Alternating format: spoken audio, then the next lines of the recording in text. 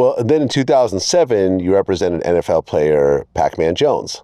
Right. He'd broken my heart because he didn't go to Georgia Tech where we'd recruited him because our coaching staff changed over and he goes to West Virginia.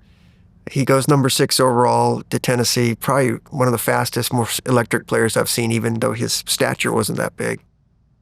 And then for some reason, he just gets in trouble. He was in Atlanta, got in trouble, happened to call our office. We got him out of it. Then there were some other little stupid things, you spit on somebody or you punched on somebody.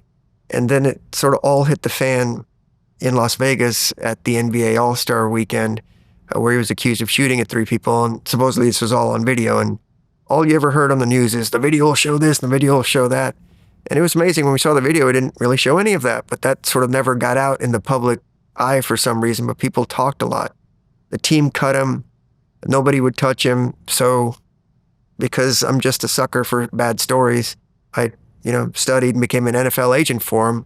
And we worked out the first trade for a player who was suspended from Tennessee to Dallas.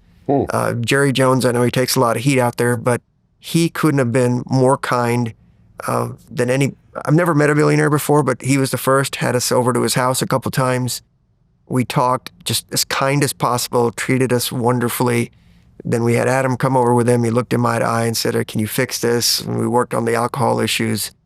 And, I thought everything was good from there. And of course, it turned out after he got the job and I did all that, he had a relapse and, Dallas let him go about 2/3 of the way in the season. And then I just sort of lost touch because, I put my credibility out there with all our clients and I really expect them to be a certain way. But, sometimes your demons are just always there.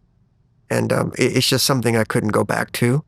And I know he's had some more problems since then, but he seems to be doing well now. And I'm really hoping he and his daughter just are succeeding. Well, yeah, I mean, that incident in Las Vegas was very serious. It was a triple shooting that left a bouncer paralyzed. Correct. Did they find the actual shooter? Yeah, they found the actual shooter as far as that goes. It took some time. We had to point them in the right direction with regards to the evidence and stuff. So it's like, I say a lot of times I end up doing the work for everybody because when the press is there, everybody just wants to make a rush to judgment on something without going through everything. And so we went through it all.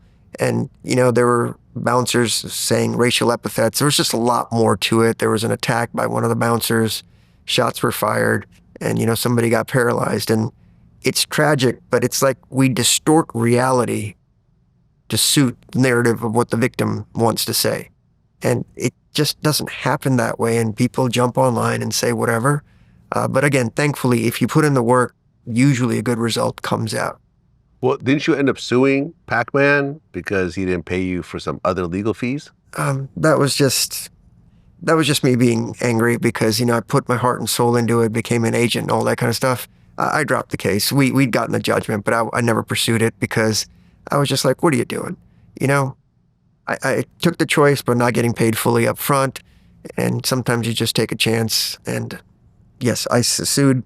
And then I just dropped it after I won the judgment. I was just like, don't even bother. It's okay.